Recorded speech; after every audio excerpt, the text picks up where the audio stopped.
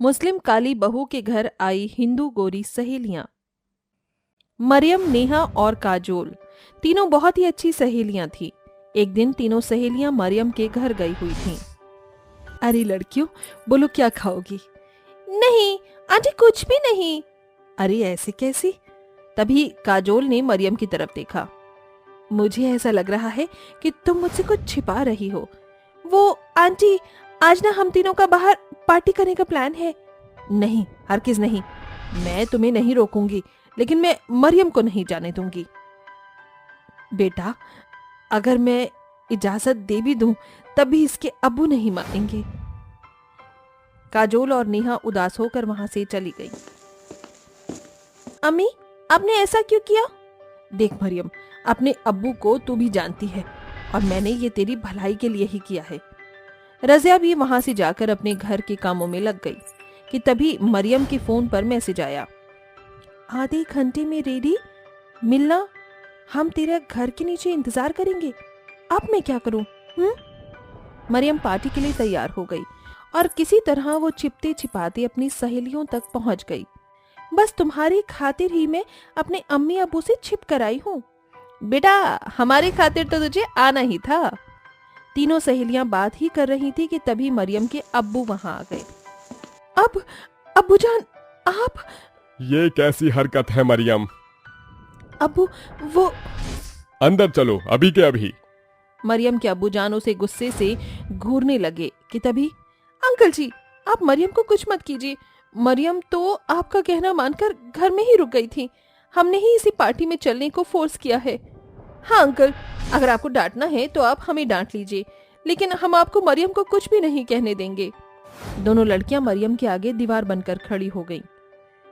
दोस्तों, मेरी वजह से तुम पागल, हम हमेशा तेरे साथ हैं और अगर कोई भी मुसीबत आएगी तो हम साथ मिलकर उसका सामना करेंगे। तीनों सहेलियां एक दूसरे का हाथ पकड़कर खड़ी हो गई। उनकी इतनी पक्की दोस्ती देखकर मरियम के अब्बू का दिल पिघल गया और उन्होंने उन्हें साथ में पार्टी में जाने की इजाजत दे दी। तुम्हारा शुक्रिया दोस्तों, तुम्हारे बिना ऐसा होना नामुमकिन था। अब ज्यादा शुक्रिया अदा मत कर। अगर शुक्रिया करना ही है तो कल मुझे अपने घर की बनी बिरयानी खिला देना। जरूर, अब जल्दी चलो, कभी मेरे अब्बू का मन बदल जाए। तीनों दोस्त एक क्लब में पार्टी करने लगी। वहीं क्लब में मरियम की टक्कर एक लड़के से हो गई। सॉरी, आपकी शर्ट तो खराब हो गई, लाइए मैं साफ कर देती हूँ। मरियम ने लखन की शर्ट को अपने हैंकी से साफ कर दिया। लखन को मरियम पहली नजर में ही पसंद आ गई और जैसे ही मरियम की नजर उससे मिली तभी उन दोनों को एक दूसरे से प्यार हो गया। इस तरह कई दिन बीत गए और एक दिन मरियम गार्डन में काजोल और नेहा का इंतजार कर रही थी। कितनी देर हो गई, ये दोनों अब तक क्यों नहीं आई हैं? मरियम वहां बैठी हुई उनका इंतजार ही कर रही थी कि तभी वहां लखन आ गया और क्योंकि वो भी मरियम को बहुत ज्यादा पसंद करता था तो उसने वही मौका देखकर मरियम से अपने प्यार का इजहार कर दिया। मरियम भी लखन की चाहत में अंधी हो चुकी थी, तो उन दोनों ने बिना किसी की इजाजत के एक मंदिर में शादी कर ली। लखन मरियम को अपनी दुल्हन बनाकर अपने घर ले गया। ये कैसी बहू तू मेरे लिए ले आया है? अरे, एक तो ये काली कलूटी है और ऊपर से इसका तो धर्म भी हमसे अलग है। मैं इसे हरगिज़ अपनी बहू नहीं मानूंगी। माँ, जो मेरी पसंद थी मैं उसे अपनी जिंदगी बनाकर ले आया हूँ। अब आप इसे अपनाओ या ना अपनाओ, मुझे कोई फर्क नहीं पड़ता। मरियम मेरी बीवी है, बस मैं इतना जानता हूँ। अपने बेटे के आगे पार्वती चुप हो गई, लेकिन उसे मरियम एक आग भी नहीं भा रही थी। अगले दिन मरियम ने ससुराल में अकेले ही अपनी पहली रसोई की रस्म की। मरियम की ससुराल वाले गरीब थे तो वो ज्यादा कुछ नहीं बना पाई। जो कुछ मैंने बनाया है वो मैं अपनी सासू माँ को खिलाकर उन्हें खुश कर दूंगी। मरियम ने खुशी खुशी अपना बनाया हुआ खाना पार्वती को खिलाना चाहा, लेकिन मैं किसी गैर धर्मी के हाथ से बना खाना नहीं खाती हूँ, समझी? पार्वती ऐसा बोलकर वहां से चली गई। बेचारी मरियम उदास हो गई, लेकिन उसने हार नहीं मानी थी। सासू माँ, मैं आपको मना ही लूंगी। एक दिन आप मेरे हाथों का खाना भी खाओगी और मुझे अपनी बहू के रूप में भी जरूर अपनाओगी। मरियम इसी तरह से अपनी सास का दिल जीतने के लिए रोज छोटी छोटी कोशिश करती ही रहती थी। एक दिन पार्वती जब सुबह में सोकर उठी तो उसे तेज बुखार होता है। सासू माँ, आपको तो बहुत तेज बुखार है।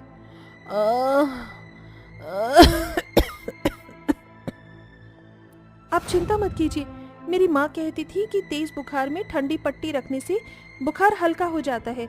मैं अभी ठंडा पानी और पट्टी लाती हूँ। मरियम अपनी सास के सर पे ठंडे पानी की पट्टियाँ रखने लगती है। अपनी बहू को खुद के ऐसे बर्ताव के बाद भी इतनी सेवा करते देख पार्वती का दिल पिघल गया। अल्लाह का शुक्र है सासू माँ, आपका बुखार अब कुछ कम लग रहा है। आप यहीं ठहरो, मैं आपके लिए दवाई और कुछ खाने को लाती हूँ। पार्वती मरियम को रोकना चाहती थी, लेकिन वो कुछ भी नहीं बोल पाई। मरियम ने अपने पास जुड़े हुए पैसों में से कुछ पैसे निकाल लिए और अपनी सास की दवा लेने निकल गई। मरियम दवा लेकर तेज तेज कदमों से आगे बढ़ ही रही थी कि चलते हुए वो एक गिफ्ट शॉप के बाहर एक लड़की से टकरा गई। माफ कीजिएगा, मैं जरा जल्दी में थी। कोई बात नहीं। जैसे ही उन्होंने एक दूसरे को चेहरा देखा तो उन दोनों की आंखें भर आई। नेहा, तू? मरियम! दोनों ने एक दूसरे को गले लगा लिया। कहाँ थी तू? तूने हमें बिना बताए ही शादी कर ली? वो बस। क्या बस? पता है हमने किस तरह तेरे ससुराल का पता निकाला था और हम बस तेरे घर ही जा रहे थे। सच? लेकिन यहाँ तो बस तू ही है। हाँ, काजोल गाड़ी में है। तू भी अब हमारे साथ चल। और ये क्या हालत बना रखी है? हाँ वो बस, अब तुम जल्दी चलो। मरियम काजोल से भी मिली और फिर वो तीनों सहेलियां एक बार फिर एक साथ मरियम के साथ उसके दूसरे घर पहुंच गईं। आओ तुम लोग यहाँ बैठो, मेरी सासू माँ बीमार है, मैं उन्हें दवा देकर आती हूँ। दोनों मरियम की सास के कमरे में चली गईं। वो दोनों ये देखकर हैरान थी कि मरियम की शादी एक हिंदू परिवार में हुई थी। अच्छा, तो तुम मेरी बहू की बचपन की सहेलियां हो? हाँ। अपनी सास के मुंह से बहू सुनकर मरियम थोड़ी हैरान हो गई। बहू, तो इन्हें दूसरे कमरे में ले जा। जी। सभी वहां से अलग कमरे में आ गए। वहां उन्होंने खूब बातें की। फिर नेहा बोली, तेरी ससुराल तो हिंदू है और तू यहाँ खुश भी है? मरियम ने खुशी से जवाब दिया। तीनों सहेलियों ने दिल खोलकर बातें की और ऐसे ही शाम हो गई। अब हम चलते हैं, बहुत देर हो गई है। कुछ देर और रुक जाती। अब तू आना हमारी शादी में, वो भी विद फैमिली। ये ले। नेहा ने अपनी और काजोल की शादी का कार्ड मरियम को दे दिया। कंग्रेचुलेशंस दोस्तों। और हाँ, ये कुछ गिफ्ट्स हमारी तरफ से तेरे लिए। अरे पर कुछ मत बोलना, चुपचाप रख।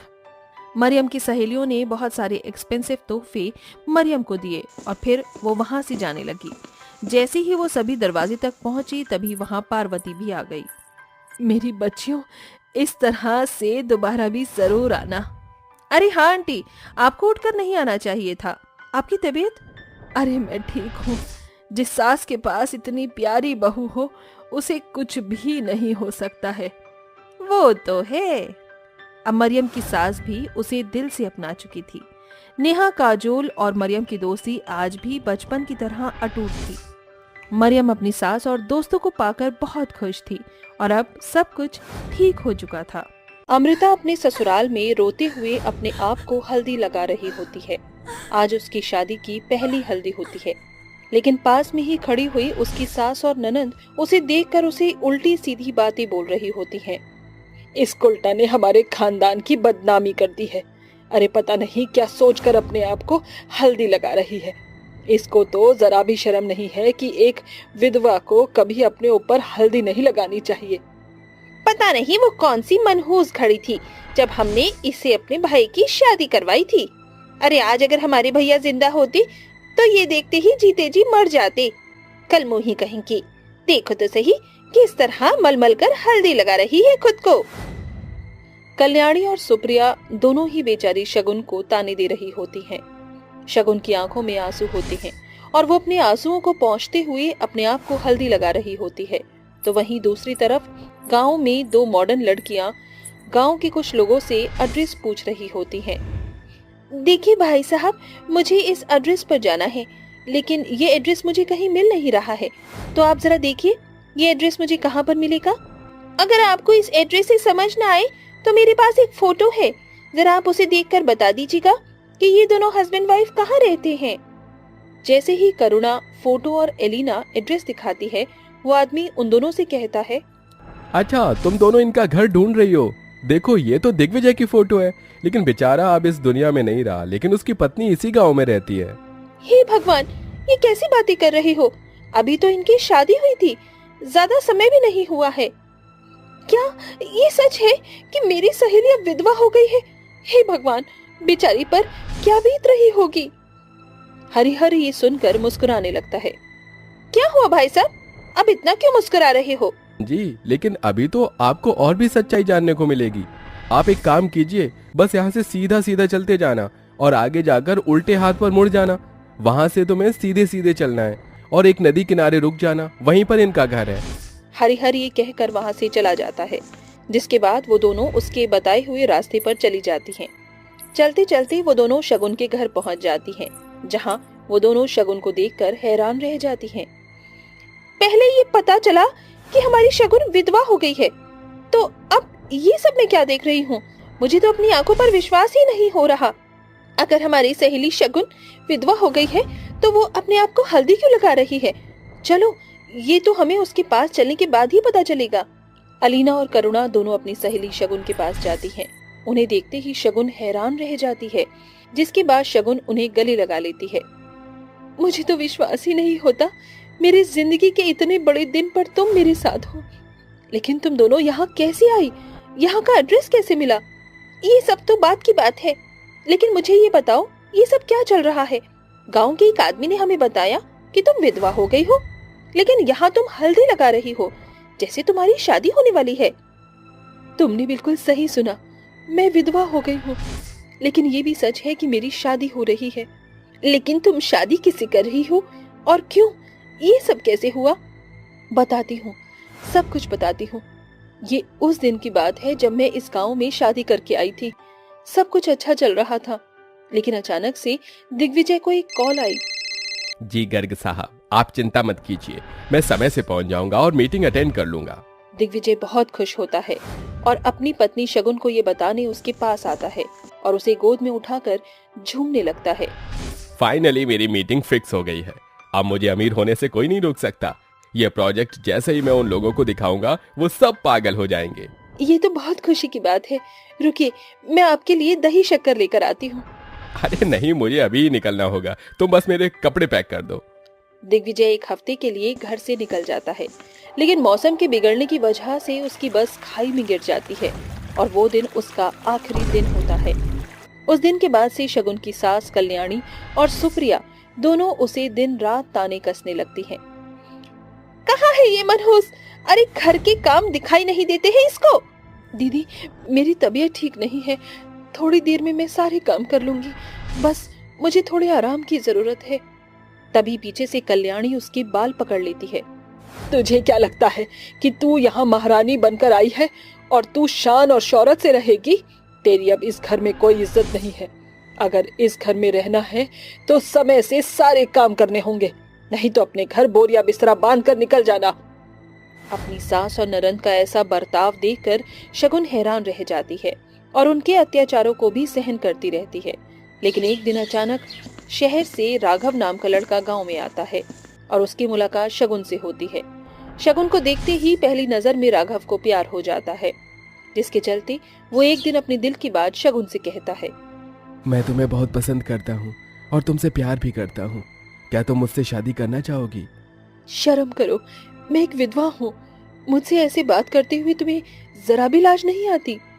विधवा हो तो क्या, तुम अपनी जीवन की सारी जिंदगी इसी तरह विधवाओं की तरह काट दोगी? अरे तुम्हें जीने का पूरा अधिकार है। राघव अपनी बातों से शगुन के मन में भी प्यार पैदा कर देता है। दोनों एक दूसरे से प्यार करने लगते हैं, जिसकी खबर शगुन के घर यानी उसकी सास और ननद तक पहुंचती है और वो उसे खूब मारती पीटती हैं। आज के बाद अगर मैंने दोबारा तुझे उस लड़के से मिलते हुए देखा तो मुझसे बुरा कोई नहीं होगा। तेरे जैसी कुलक्षणी औरतों को तो जिंदा ही काट देना चाहिए, लेकिन हमारा एहसान है तुझ पर जो तुझे इस घर में रहने दे रहे हैं। कल्याणी और सुप्रिया दोनों उसके ऊपर इतने अत्याचार करती, लेकिन फिर भी शगुन ये सब बर्दाश्त करती रहती।